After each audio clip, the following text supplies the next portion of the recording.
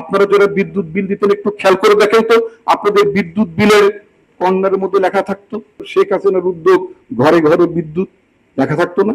তার ছবি দিয়ে, বিদ্যুৎটা কি তার?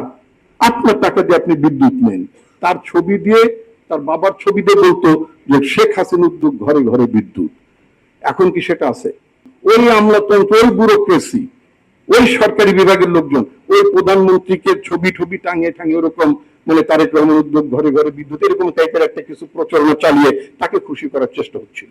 কিন্তু আমাদের প্রধানমন্ত্রী, আমাদের পার্টির প্রধান তারেক রহমান কি বললেন? এটা চলবে না, বদলাতে হবে, এগুলো চলবে না, প্রধানমন্ত্রীর ছবি ব্যবহার করা যাবে না। তাহলে পরিবর্তন হচ্ছে, পরিবর্তন দেখতে পাচ্ছেন, পরিবর্তন হবে না কেন? কিন্তু এটা আসতে হবে। 17 বছর এই দেশের ব্যুরোক্রেসি, এই দেশের বিচার বিভাগ, যেই দেশের বিচার বিভাগ এস আলমের মতো একটা চরম লুটেরা, তার দুর্নীতির তদন্ত করা যাবে না বলে সুপ্রিম কোর্টের আপিল বিভাগ নির্দেশ দেয়। চিন্তা করতে পারেন যে আপিল বিভাগের পর্যন্ত ওই লুটেরাদের প্রতিনিধি বজ্জাত গুলো সেখানে বসা ছিল, তারা বলে যে না, এটা করা যাবে না।